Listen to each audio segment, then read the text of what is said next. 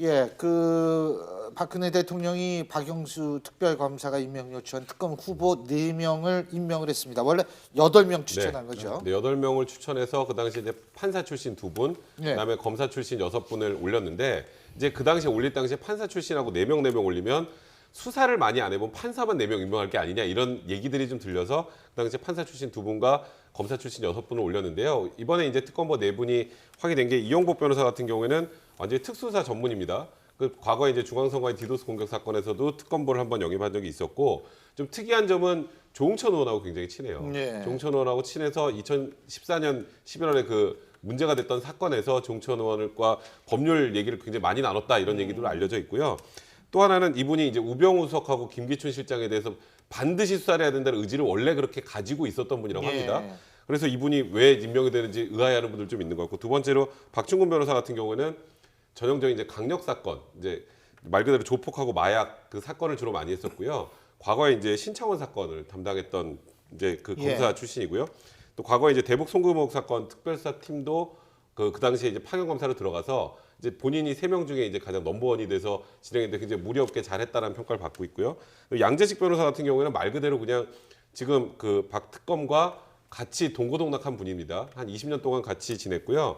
지금 법무법인 강남에서 같이 근무하고 있고, 거기다 이제 검사 시절부터 한 20년 후 마쳤는데 론스타 사건 주인 검사였고, 여기도 이제 특수 사건 주로 하는데 지금 특이한 건 박지만 그 이지 회장 그 96, 97년 당시에 필로폰 사건 수사를 했던 담당 검사였어요. 그래서 이게 말 그대로 이제 누나와 동생을 다 수사해야 되는, 뭐 박근혜 대통령 굉장히 악연이 있는 게 아니냐는 얘기 나오고, 마지막으로 이제 이규철 변호사는 이제 유일한 이제 판사 출신입니다.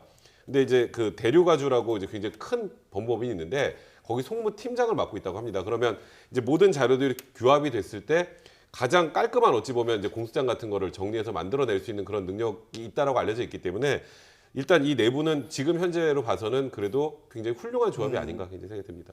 임수빈 변호사는 결국은 안 됐어요. 네, 거기는 이제 광우병 파동 당시에 그 PD수첩 제작진 불기소에서 검찰 수뇌부가 굉장히 큰 갈등을 있었는데, 아마 청와대 입장에서도 뭔가 조직 이 내부보다는 뭔가 더 정의로워 보이는 이런 느낌, 뭔가 이렇게 위를 거절하고도 갈 수 있는 이런 느낌의 분보다는 다른 분이 낫지 않을까라고 해서 판단한 게 아닌가 그런 생각이 드네요. 아니 어쨌든 지금 그래서 이제 이 4분이 특검보가 되고, 수사팀장하고 이 특검보의 위상은 어떻게 돼요? 굳이 말하면 특검보가 더 위죠. 위에요? 특검보가 더 위고, 그래서 이제 그 관계 설정을 굉장히 잘 해야 된다는 얘기가 나오고 있는 상황이고요. 그리고 이제 파견 검사는 총 20명까지 요청을 할 수 있잖아요. 그 중에 일단 10명은 요청한 상태고 나머지 추가 10명은 더 다시 요청한다고 합니다. 자, 어쨌든 특검이 이제 그 대치동 건물에 자리를 잡았다고 하죠. 그리고 벌써 그 안을 내부 수리를 하는 동안 다른 장소에서 이 수사 결과물을 검토하고 있다고 합니다. 수사 본격적으로 이번 주이면 시작될 거라고 얘기를 하는데요. 자, 저희도 힘을 주고 또 특검도 특검 나름대로 국민을 의식해서 객관적이고 정확하게 이 진실을 파헤쳐 주시기 바라겠습니다. 자, 4분 말씀 여기까지 듣죠. 고맙습니다.